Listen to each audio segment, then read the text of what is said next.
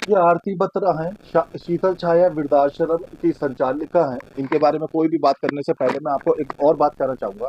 आप कहीं भी रहते हो, किसी भी देश के किसी भी हिस्से में रहते हो, कहीं पर भी, किसी भी गली, किसी भी जाति समाज के हो, आप कभी घर के अंदर बिल्ली या कबूतर या खरगोश लेकर आइए और उसे 1 महीने तक पालिए। एक एक लेकर आइए, आपको तब पता चलेगा कि वाकई ही छोटे पक्षियों को पालना भी कितना कठिन काम है। बात पलटता हूँ, दूसरी तरफ आता हूँ। आपके रिश्तेदारी में कोई आपके बुजुर्ग चाचा, मौसा, ताऊ, बुआ वगैरह हो, जिनकी उम्र 70 से ऊपर हो गई हो, कोई भी गैर रिश्तेदार हो, उनको, या दूर के रिश्तेदार हो, उनको 1 दिन के लिए या 3 दिन के लिए आप अपने घर में लाके रखिए।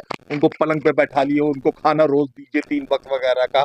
और फिर आप देखिए कैसा आप इन दोनों कामों से, चाहे आप खरगोश पालें या किसी गैर रिश्तेदार को घर में 2 दिन के 3 दिन के लिए लाकर के, आपको 1-2 दिन में छक्के छूट जाएंगे, आपके पसीना आ जाएगा। ये महिला, मुझे ये सलाम करना चाहिए, हम सबको इस और महिला का सैल्यूट करना चाहिए। ये 20-10 बुजुर्गों को अकेले पालती है।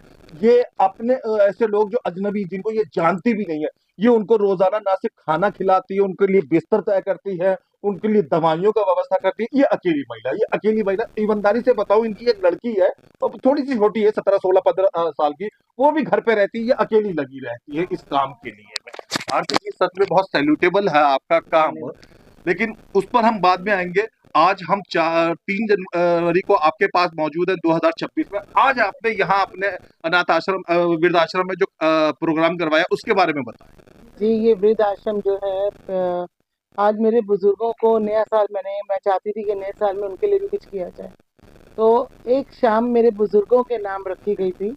तो उन्हीं के लिए नव वर्ष हम सेलिब्रेट कर रहे थे, जिसमें हमने जादू का प्रोग्राम रखा और संगीत का प्रोग्राम रखा। और उसके अलावा हमारे कुछ अलग मेहमान भी आए हुए थे। सुदर्शन चैनल से भी लोग आए हुए थे। हमारे खरबंदा जी भी थे, जिन्होंने जादू का बहुत सुंदर प्रोग्राम रखा। तो ऐसे करके आज बुजुर्गों के चेहरे पे नव वर्ष की एक मैं खुशी देना चाहती थी और उनका ढेरों आशीर्वाद लेना चाहती थी। और महादेव की कृपा से अपने मिशन में आज हम सफल हुए।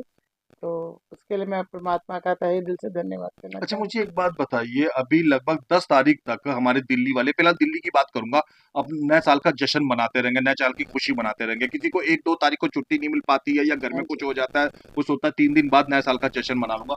लोग मनाली जाते हैं, देहरादून जाते हैं, कल वो रेस्टोरेंट में जाते हैं, कुछ अपने घर के आगे टेंट लगा के, डीजे पीजे लगा के, और खीर पूरी वगैरह बना के, या कोई भी पिज्जा वगैरह मंगा के। आपको कैसे सूझा कि ये सब करने के बजाय मैं कमजोर अशक्त बुजुर्गों के साथ में नए साल का जश्न मनाऊं? देखिए, ये मैं इसके लिए तहे दिल से धन्यवाद अपनी माता जी का करना चाहूँगी। ये हमारी माँ के संस्कार हैं। वो हमेशा एक बात कहा करती थी कि दुनिया के लिए तो सब जीते हैं, उनके लिए जिए जो सच में बेसहारा हैं।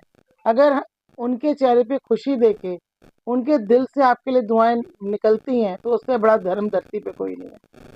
तो ये जीवन मैंने अपने बुजुर्गों के नाम समर्पित कर दिया है और कोशिश यही रहती है कि इनके चेहरे पे मैं खुशी दूं, ताकि मेरी माता जी की आत्मा को शांति मिले। आप चाहे पश्चिम बिहार में इस जगह के रहने वाले हों, या कहीं दूर दराज के दिल्ली के किसी भी कोने के रहने वाले हों, मैं आपको एक बात बता दूं, अगर आप पुरुष हैं, मैं सिर्फ पुरुषों की बात कर रहा हूं, हम लोगों को बचपन से ये सिखाया जाता है कि बस में अगर कोई महिला भारी वजन थैले लेके चढ़ रही हो, तो आप प्लीज उसकी मदद करते हैं, उसके थैले लेके बस में ऊपर चढ़वा दे। सिखाया जाता है, टीचर इवन हम लोगों की बचपन में कोई भारी बैग लेके जा रही होती थी, बचपन में हमें बड़ी खुशी महसूस होती थी कि टीचर का आधा सामान हम अपने पास रखें, पहियों पहियों उनकी कार तक या उनकी स्कूटी तक, या जहां तक वो छोड़ सके। महिलाओं को आमतौर पे हम मजबूत और भारी भरकम काम भी नहीं देते। हमें फक्र होना चाहिए कि 10 बुजुर्गों को संभालना सच में एक पहाड़ जोतने के बराबर काम है, सच में एक हिमालय पे पहाड़ों पे चढ़ने के बराबर काम है। वो आप बुजुर्ग देख रहे हैं, वो एक आधे ढके हुए बुजुर्ग है, पाँव उनके खुले हुए हैं वहां पे। ये 10 मिनट से उनके ऊपर नजर रखी हुई है, और ये सोच रही है कि मैं यहाँ से ये फ्री हूँ और इनके पाँव पे मैंने नहीं सोचा, आजू बाजू में किसी और ने नहीं सोचा, इनके दिमाग में। ऐसी महिलाओं को सच में हमें रिस्पेक्ट देनी चाहिए, चाहे आप इस मोहल्ले को या कहीं और मोहल्ले के। मोहल्ले की बात बाद में करेंगे, पहले प्रोग्राम की बात करते हैं। इस प्रोग्राम में आज क्या क्या और कारनामे हो, जैसे आपने बताया कि जी जादू का शो हुआ, हमने सुना कुछ गीत संगीत और खाने का भी जी इंतजाम हाँ। हुआ। जी, गीत संगीत का, क्योंकि मेरा ये मानना है रंग और संगीत जीवन में बहुत ज़रूरी है। रंगों के बिना जीवन नीरस है, संगीत के बिना तो जीवन में कुछ रह ही नहीं गया। तो आज हमारे सनराइज़ फाउंडेशन से लोग आए थे, और उन्होंने जो नहीं मतलब जानते दर्शक, उनको सनराइज फाउंडेशन के बारे में जी, बताइए, क्या करती है ये वो? सनराइज फाउंडेशन है जो ब्रेन थेरेपी का काम करती है। वो संगीत के माध्यम से हमारे जीवन में खुशियाँ और एक मेंटली स्ट्रेस को दूर करने की कोशिश करती है। तो उन्होंने आके यहाँ म्यूजिक पर ऑर्गेनाइज करते जी हैं। म्यूजिक ऑर्गेनाइज करते हैं।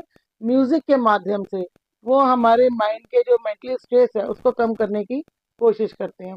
तो उन्होंने भजन से शुरू किया और भजन से शुरू करके 60, 70, 80 के सॉन्ग बुजुर्गों को याद करवाए कि आपके क्या टाइम बात में है। वो संगीत क्या थे।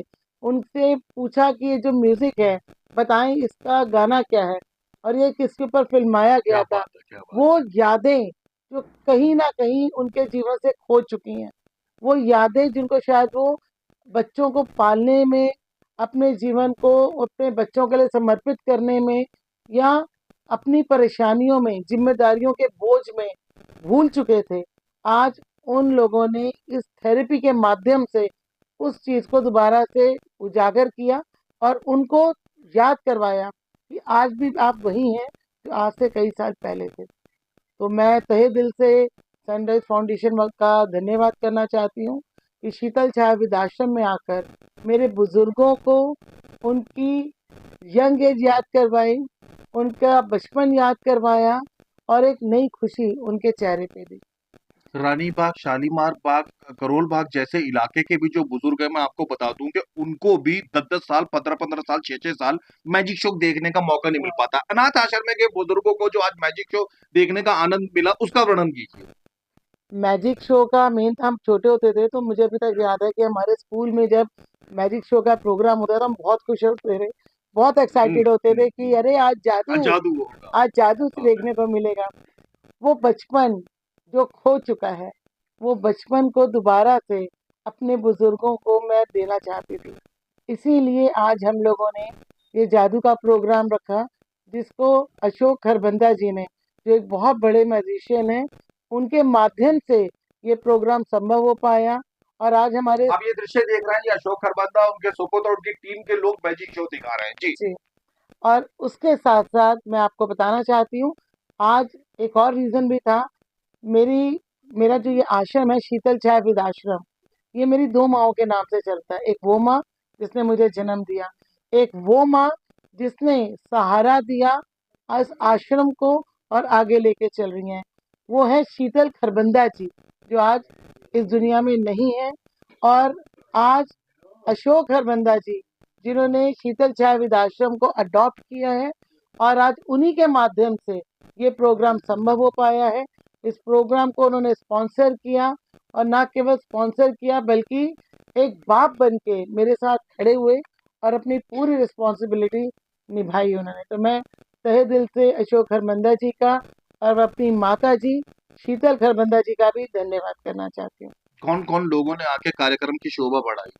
यहाँ पर संगीत के लिए जैसे मैंने आपको बताया सनराइज फाउंडेशन से थे और अशोक खरबंदा जी थे जिन्होंने मैजिक शो वगैरह किया।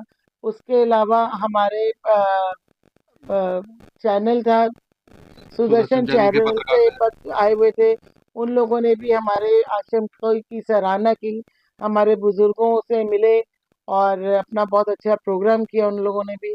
उसके अलावा हमारी महिला शक्ति की टीम और हमारे शीतल छाया वृद्धाश्रम की जो योद्धा हैं, उन लोगों ने भी बढ़ चढ़ के इसमें हिस्सा लिया, अपना पूरा योगदान दिया और इस प्रोग्राम को बहुत ही सुंदर तरीके से बनाया। आरती जी, कहा जाता है कि दिल्ली में, खासकर महानगरों में, फिलहाल दिल्ली की बात करेंगे, अगर कोई गली मोहल्ले में टेंट गार्ड के प्रोग्राम हो तो जब तक दिल्ली पुलिस का सहयोग ना मिले तो प्रोग्राम सफल नहीं हो पाता है। दिल्ली पुलिस के लिए क्या शब्द इस्तेमाल जी, करना मैं चाहेंगे? दिल्ली पुलिस के लिए तो ये कहना चाहूंगी, मेरे लिए तो भगवान का रूप है वो, क्योंकि उन लोगों के सहयोग से ही ये कार्य संभव हो पाया।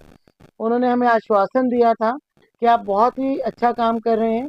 बुजुर्ग जो आज अपने घर में नहीं रखे जाते, आप उनका लालन पालन ही नहीं कर रहे बल्कि उन्हें खुशियां भी दे रहे हैं। एक टाइम की रोटी या एक महीने की रोटी देना कोई बड़ी बात नहीं है, कोई किसी को भी दे सकता है। लेकिन जीवन में खुशियां देनी बहुत बड़ी बात है। एक जीवन में अपने आप से ये सोचना कि नाउ आई एम सेटिस्फाइड, वो चीज़ ज़्यादा ज़रूरी है। तो उन्होंने हमें बोला कि आप बहुत नोबल वर्क कर रही हैं, तो इस काम को आगे लेके चलिए। कहीं आपको हमारी सहायता की, मदद की ज़रूरत पड़ेगी तो हम आपको बिल्कुल मदद करेंगे। और उन्होंने जो कहा वो करके भी दिखाया, तो उसके लिए मैं अपनी दिल्ली पुलिस का बहुत बहुत धन्यवाद करना चाहती हूँ कि आपका सहयोग हमें मिला, और इसी सहयोग को आगे भी हमें मिलता रहे, ऐसी कामना करती अच्छा, हूँ। चाहे बच्चों का जन्मदिन हो या शादी की पार्टी हो या किसी क्लब हो, तो हम हिंदुस्तानियों को अधूरा अधूरा लगता है। कुछ खाने की चर्चा छेड़ दी जी, खाने में आज हमने पैकेट्स बनाए थे, और सभी जिसमें के लिए, जिस सभी के लिए, जितने बुजुर्गों के लिए भी और बुजुर्गों, अतिथियों के जी लिए भी। बिल्कुल, सभी के लिए पैकेट्स थे, जिसमें समोसे, नमक पारे, बर्फी, नमकीन, बहुत तरह की चीजें थी। उसके अलावा हमारे बुजुर्गों के लिए अशोक हरबंदा जी ने गिफ्ट पैक भी दिया, जिसमें घड़ी से लेकर उनकी डेली यूज की पेस्ट वगैरह, ब्रश, हर चीज थी उसमें। और कॉफी चाय का प्रबंध था, जो हमारे बुजुर्गों ने बहुत एंजॉय किया।